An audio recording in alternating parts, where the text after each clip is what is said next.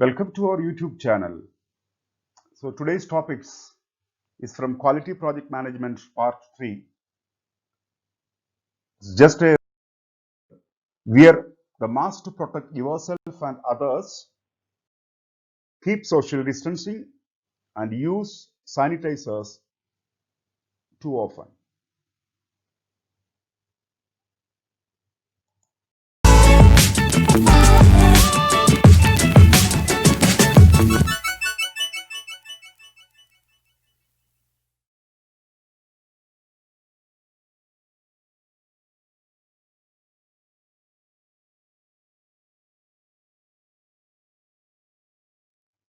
So the next topic is process analysis.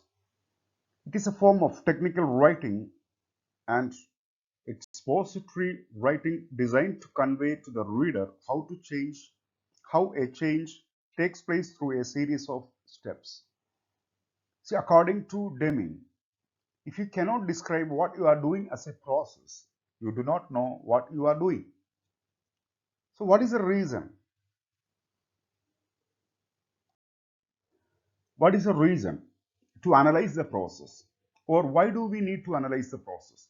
So we are analyzing the processes just to identify inefficient tasks, to spot possible effectiveness improvement tasks, and to understand where we can add more values. So in order to design the process, first we are doing process analysis.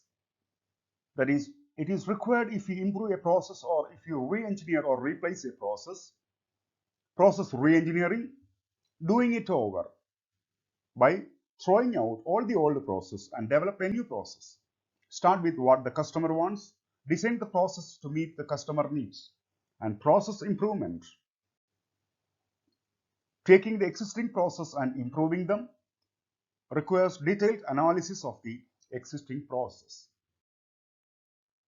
The goals of process analysis, starting from reduce the time, cost, and effect of process, improve process efficiency. So during the improvement process efficiency, we can ask questions to ourselves. What is happening at each phase of the operation? Why it is being done? Why it is being done in that way? Why it is being done in that location? Why at that time? Why is this person or machine doing it rather than another? And how can be done it faster, cheaper, more effectively, which is also called as W to the power 5 principle. The process analysis diagram.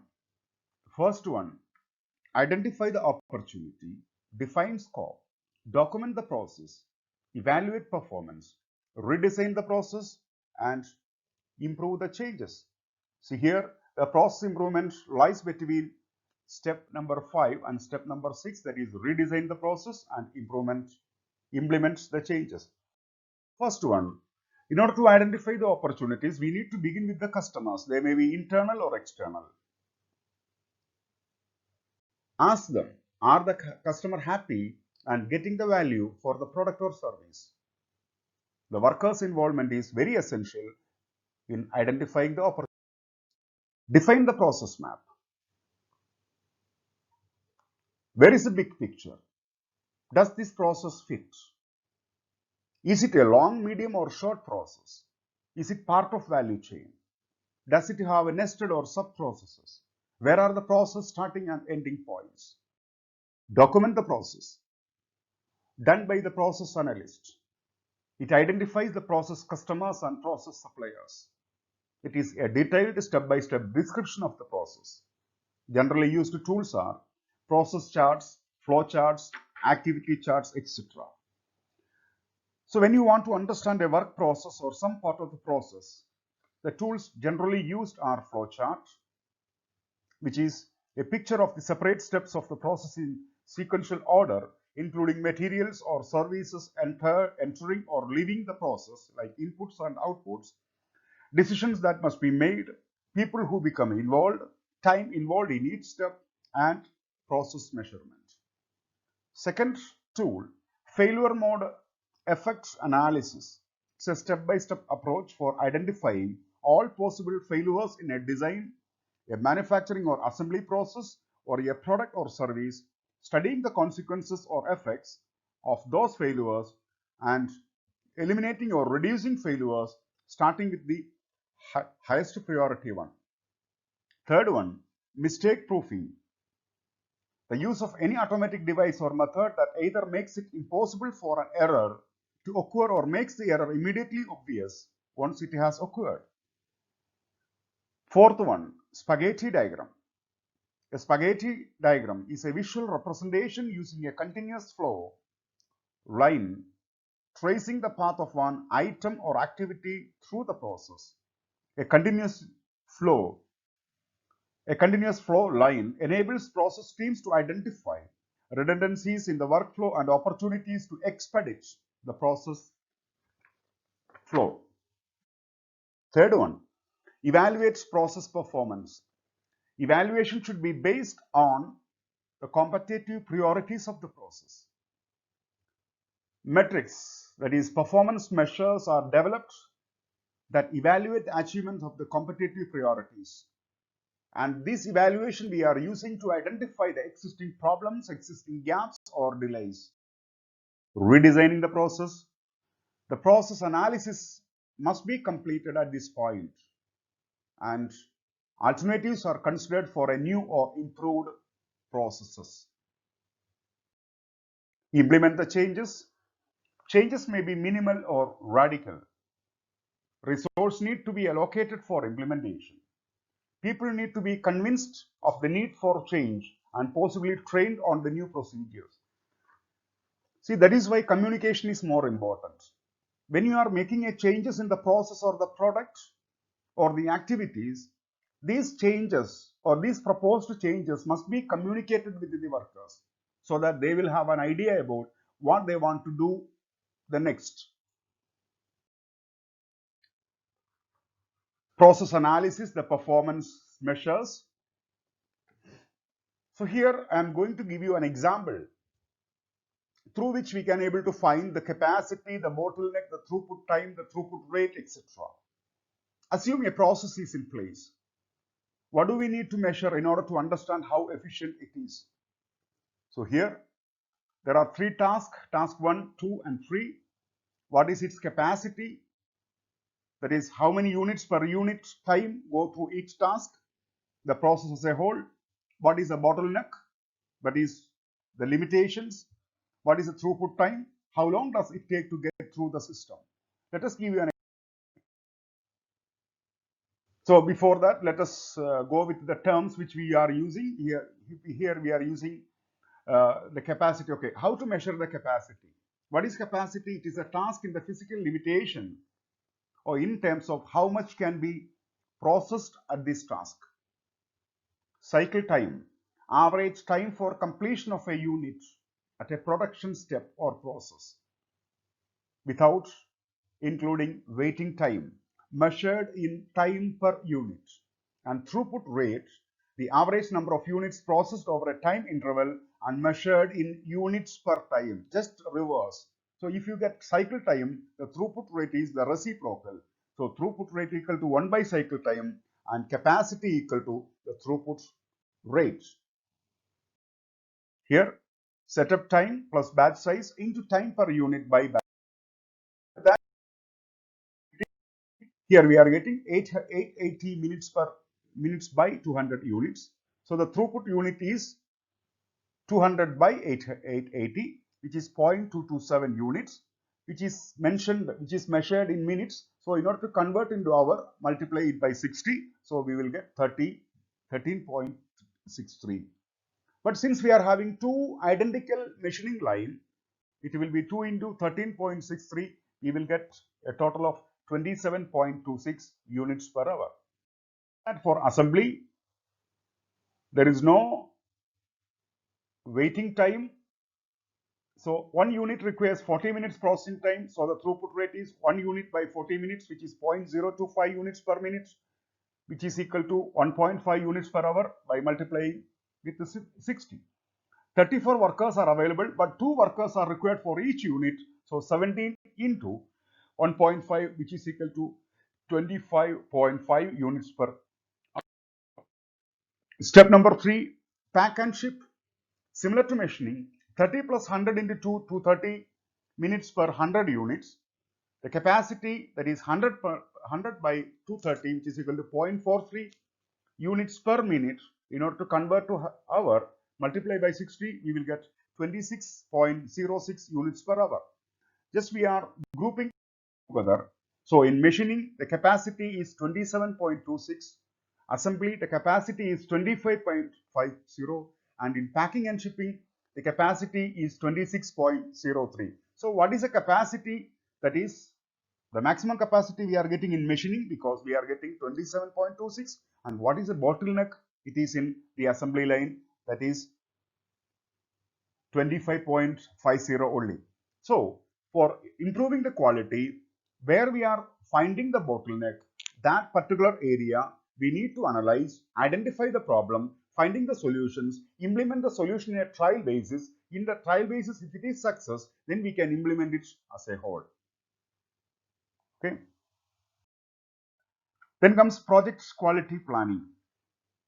The quality planning refers specifically to the actions of the project management team and or the project management team leader to engage in the action of establishing and conducting a process for the purposes of identifying and determining exactly which standards of quality are in fact relevant to the project as a whole. Quality is meeting or exceeding expectations of the stakeholders. Quality is of paramount significance to the customer. Hence, it is most important to ensure that the final deliverables from the project are quality deliverables. All the deliverables must meet the expected and stated standards and requirements initially set out at the beginning of the project. Quality management is all about managing the quality of the project deliverables throughout the project lifecycle on a continuous basis.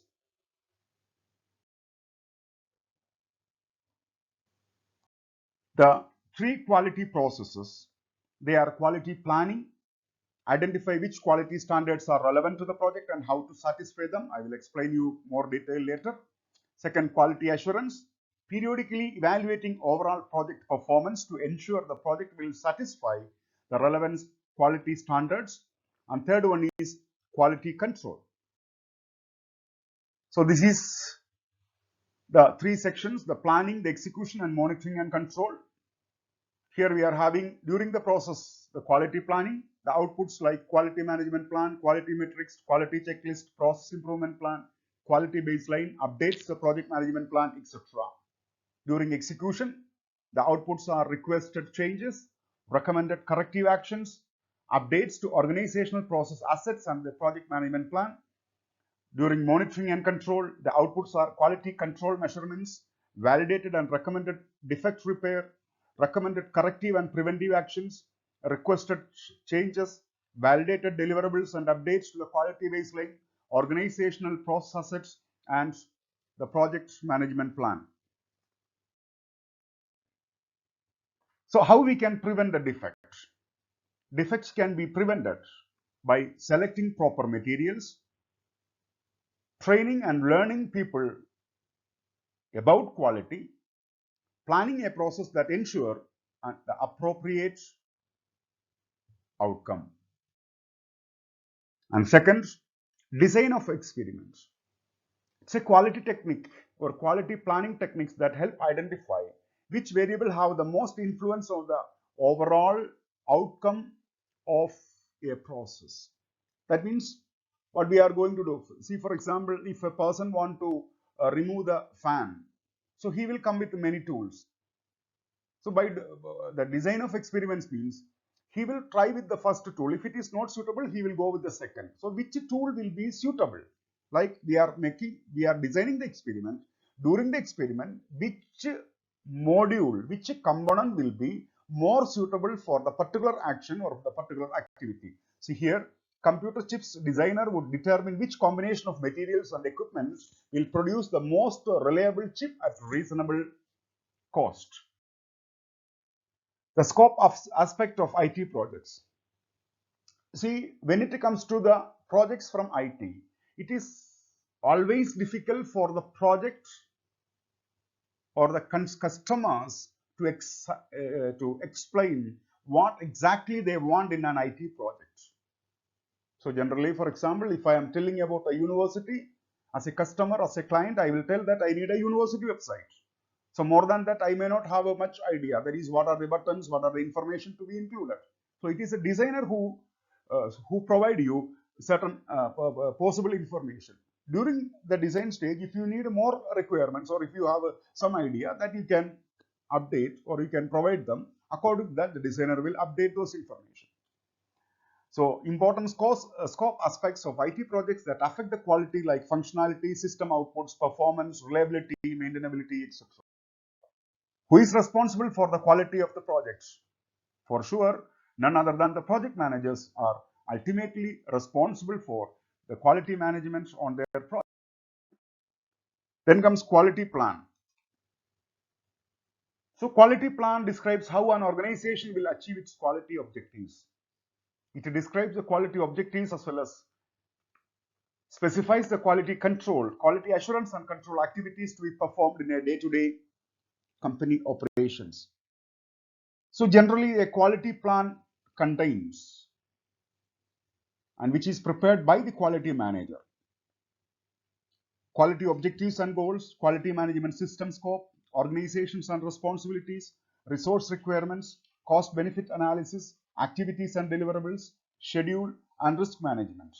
Or in other words, some of the suggested information to be captured in a quality management plan, which describes the project objectives and the quality expectations, identify the organization's quality policies, and describe how these policies will apply to the project, identify other quality criteria or policies that may need to be followed, such as the requirement of the clients or investors, describe how quality requirements will percolate down through the procurement and supply chain, define the acceptance criteria of the project deliverables, define quality management roles and responsibilities, identify the standards that will apply, identify and list the quality metrics, describe monitoring and reporting procedures, describe the design and review procedures, describe the development procedures and processes, describe the testing and quality assurance procedures, describe procedures for dealing with the defects,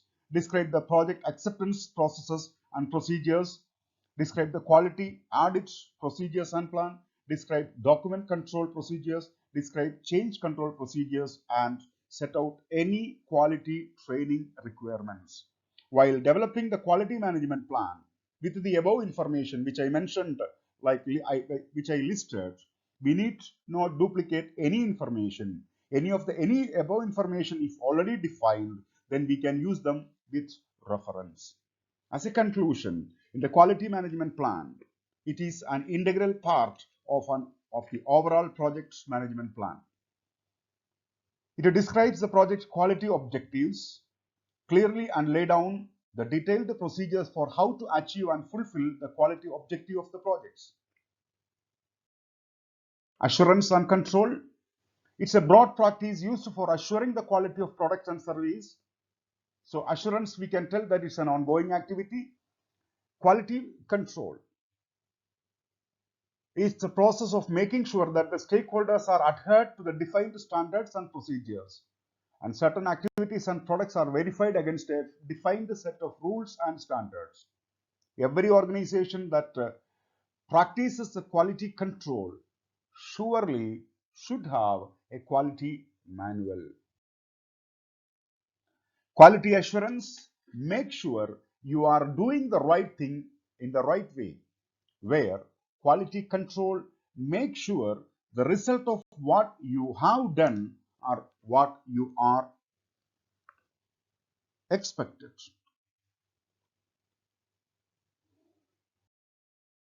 So in order to monitor and control the activity, we are following project review. It's a review of the completed projects and find lesson learned on what went well and what could be done later. Inspections, an organized examination or formal evaluation exercise. A surprise inspection tends to have a different result than an announced inspection, because during announced inspection everything will be intact, everything will be ready. But if it is a surprised inspection, we know that how exactly the work is going on in an organization. Next, project audits provides the opportunity to uncover the issues, concerns, and challenges encountered in the execution of the project. And postmortems, the process usually performed at the conclusion of the project to determine and analyze the elements of the project that were successful, and that's about part 3. Hope you like the video. If you are having any queries, please write to me to the email ID given in part 1. Please like, share, and subscribe to my channel for continuous support. Thank you.